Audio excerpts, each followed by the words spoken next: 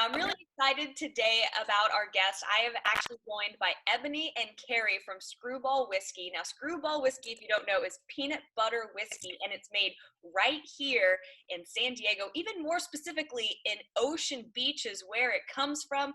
And guys, your big thing is giving back to the community right now when they need it the most. Kind of the heart and soul of our company comes from the service industry. So them being the ones that are really being affected by this. I mean, there's plenty of people that have been affected by this, but that's definitely who we are for the core of us. So it could easily have been us in the same boat. And as far as we're concerned, we're all in the same boat. So we're humbled to be able to be in a position to where we can help out our fellow industry people.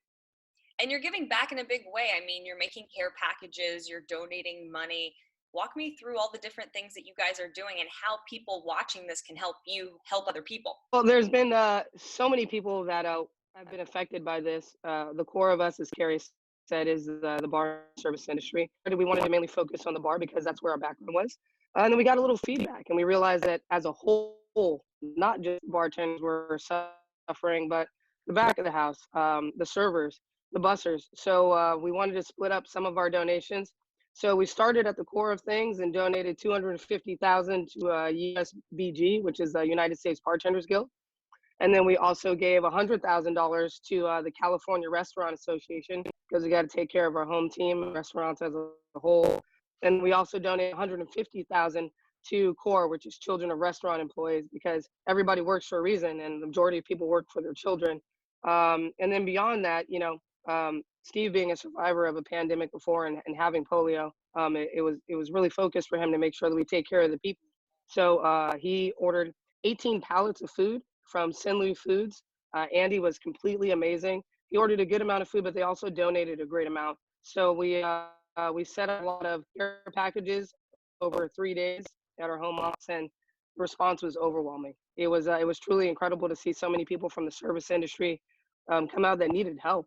I mean, people don't understand how everyone is affected in this, and those are typical wages. So as soon as restaurants are shut down, they don't have anything. So that struck us to the core, and we're really grateful to do a little bit that we can. The turnout for the care packages that we did put together, my legs are still feeling it, but just to us, we were staging bags in our office and having to take it up and down 4 floors and then up a whole bunch of stairs just to get it to the street to maintain our social distancing, safe zone.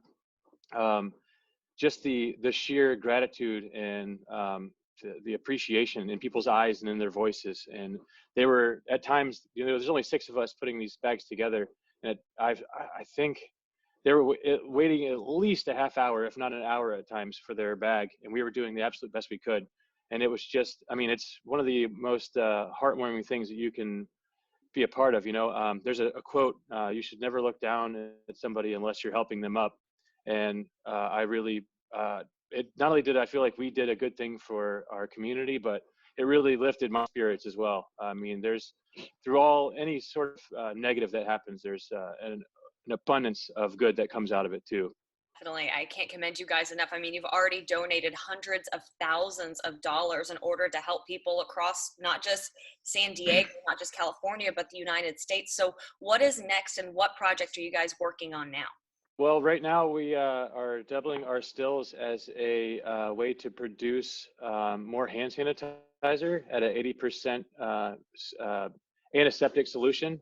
Because we understand, throughout the nation, a lot of our people in the front lines, the healthcare workers, they're running out of supplies. I know I personally don't have hand sanitizer at home, but we are looking forward to within a week, hopefully, maybe a week and a half, to get 10,000 12-ounce bottles of Skrew COVID-19 hand sanitizer that we can disperse if needed. And I know that Ebony, if you want to jump in on this about what we've already given out this week, we were directly a few people reached out to us. The hospitals, we have a very close friend that works at Sharp Memorial. So Mike Alley, another one of our teammates, he went to the distillery and he 5-gallon buckets. Since we don't have the bottles yet, as Kerry talked about in production, since we have to work on those and get the labels, and there's a little bit more of a process. We wanted to do things as quickly as we could. He ran up there. Our company, they packaged 6 5-gallon buckets. He brought them back down. He dropped off to numerous hospitals. One in particular was Sharp Memorial. They had none. They were out. I mean, it's devastating to them. Those nurses have put themselves at the front line, and they don't have the resources necessary to take care of the people or to protect themselves. So we dropped off some buckets to them, and they were grateful. They were in tears. And then I also got a chance to drop off their bucket at Sharp Chula Vista yesterday. Same situation.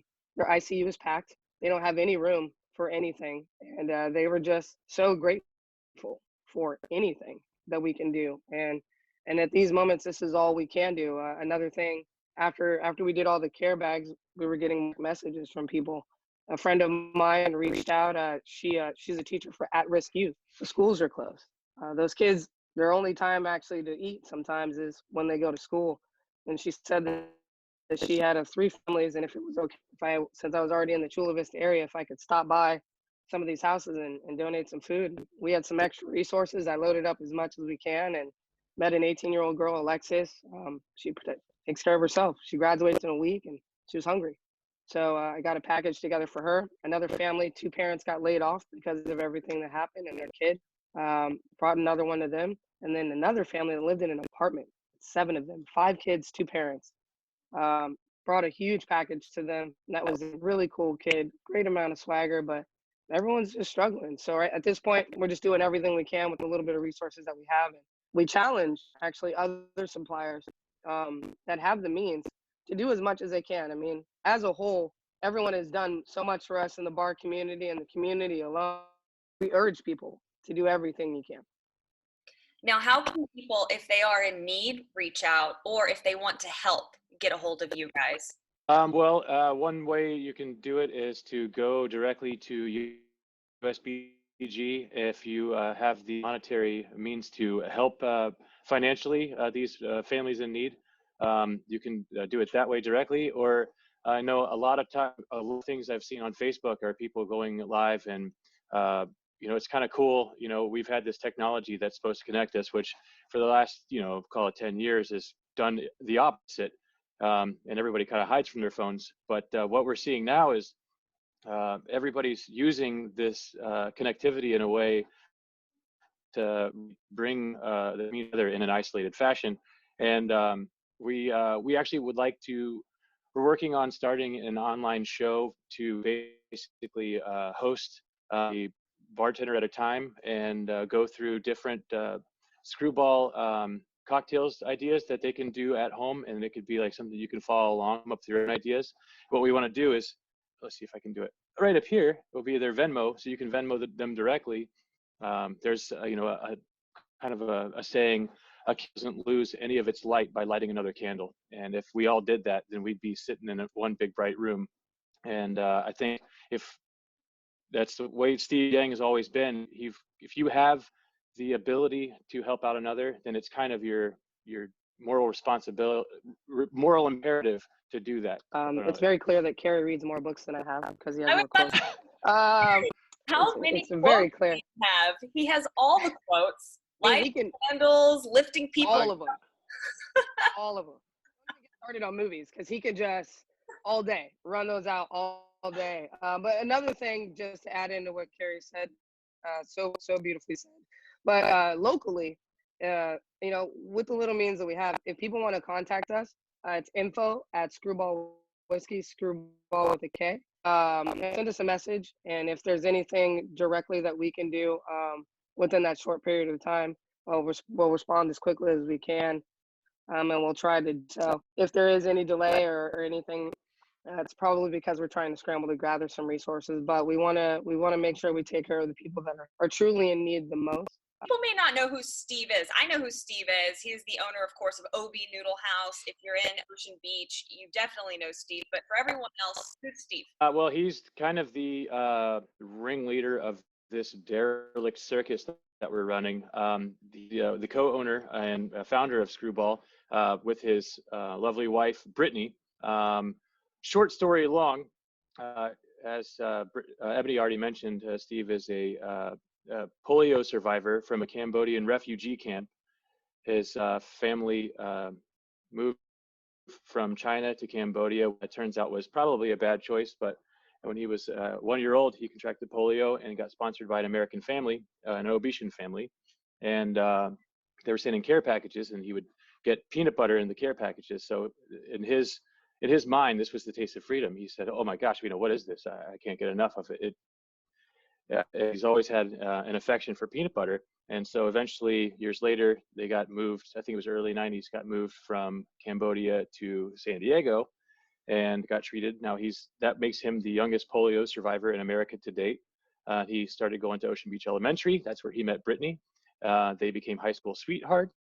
After graduated, she went on to become a lawyer and also to get her master's in chemistry. Textbook overachiever. Textbook. She definitely. She's younger than me.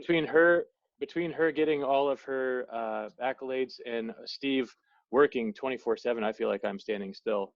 But anyway, they started at Obi Noodle House, and they have 3 successful restaurants that the Yang brothers have done. She being a successful lawyer.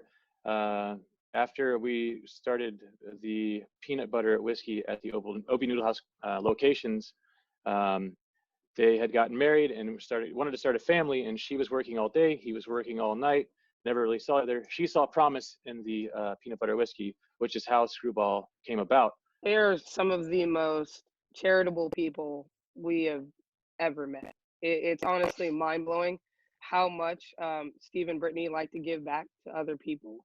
For Steve to be in the position that he was, and being a polio survivor, and really him and his family coming here with nothing and building this empire. Everyone has this weird perception of them that they're just absolutely loaded in the way that we started all of this.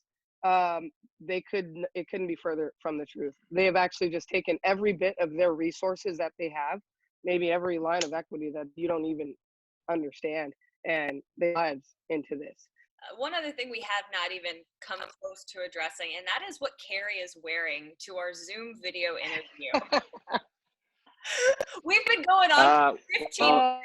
We haven't even talked about this is what you decided to wear to our interview. Tabitha, it's been a while since I've seen you, so I wanted to dress to impress. And this, truth be told, is one of those, don't see an ad on social media and buy what you get, because it's not going to be what you wanted. I got lucky. This is exactly what I wanted. I'm here to impress. Now, however, my hair is a little messy since we're here in self-quarantining. I'm not really doing much up here. So this is covering the bed head, and actually, so I can hear properly, I do have headphones on. So it. What? Yeah. Gotta hide it all. Yeah, I got no, there's my hair. Damn it. Yeah. Before I let you both go, I want to give you both an opportunity to just, give some words of encouragement to those out there, whether they're in the service industry, whether they're teachers, nurses, police officers. We're all in this together. So this is kind of your moment to talk. My words that in times like this, we have a chance to show a little bit of humanity in this society. And right now, this is the time. Definitely social distancing needs to be going on, and make sure everyone is safe and gloved and masked up. But if you're healthy and you have gloves and you have masks, reach out to a few people, and see those people that were in need maybe before and struggling before this happened.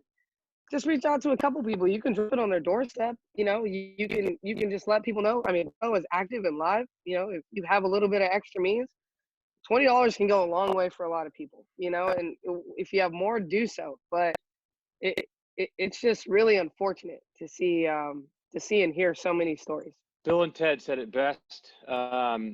Be excellent. Another one. Here's our quote. Hold on, excellent everyone. To each other. Bill and Ted said it best. Be excellent to each other. Thank you for your time on this interview. I'm going to go edit it right now and post it up on social media. Thank you to Skrewball Whiskey. And again, if you want to give back, you can go to usbg.